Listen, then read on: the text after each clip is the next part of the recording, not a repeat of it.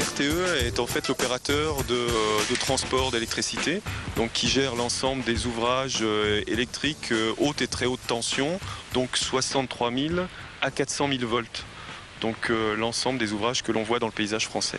RTE, c'est une centaine de personnes en Alsace, présentes sur Mulhouse, couvrant l'ensemble des 2 départements. Donc c'est plus de 2000 km de lignes électriques et je dirais une trentaine de postes.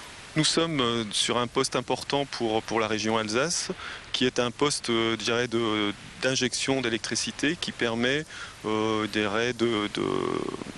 produire, d'amener la production électrique et l'amener auprès des sites de consommation et notamment sur l'ensemble du Bas-Rhin. Le bilan 2009 est assez contrasté puisque pour cette année 2009, on note quand même une baisse de la consommation en Alsace de 3%.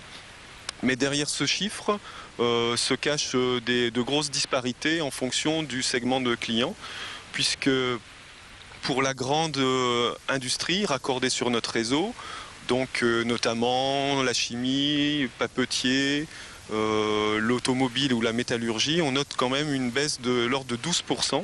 Pour les PMI-PME, par contre, on est plutôt sur une baisse de l'ordre de 6%.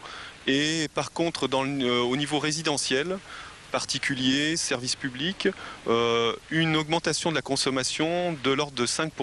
La forte baisse du secteur industriel, PMI-PME, est en grande partie effectivement due à la crise économique de 2009, qui a amené une baisse d'activité notoire dans des secteurs qui sont consommateurs en énergie électrique. On a des premiers chiffres sur le premier trimestre 2010 qui démontrent,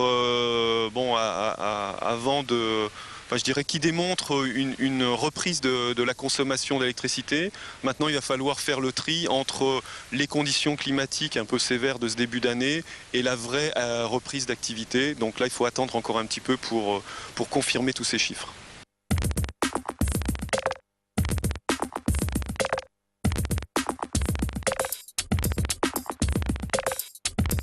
L'Alsace consomme de l'électricité, je crois que c'est à peu près 3% de la production nationale et produit à peu près 3% de la consommation nationale et consomme à peu près 3% de la production nationale. Donc c'est relativement équilibré. Le courant produit n'est pas consommé forcément sur place. Le courant produit est injecté sur le réseau. Et le courant électrique a une particularité, c'est qu'il est relativement feignant, il va toujours aller là où la résistance est la moindre. Donc on injecte du courant sur le réseau, mais en fonction des différents circuits qui lui sont offerts, le courant va circuler là où il y a la moindre résistance. L'achat d'électricité, c'est en réalité on importe de l'électricité ou on exporte de l'électricité en fonction de la production qui est faite à un moment donné en France et en fonction de la consommation.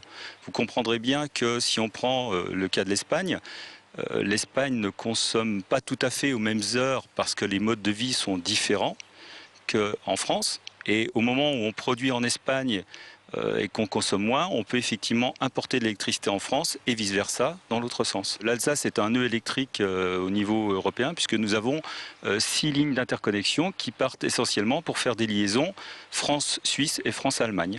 Il y a des lignes importantes puisque notamment, là, ce ne sont pas des interconnexions vis-à-vis de l'étranger, mais des interconnexions régionales, puisque à partir de Marlenheim, notamment, on part sur la zone de Vigie, ce qui permet de faire la liaison entre l'Alsace et la Lorraine.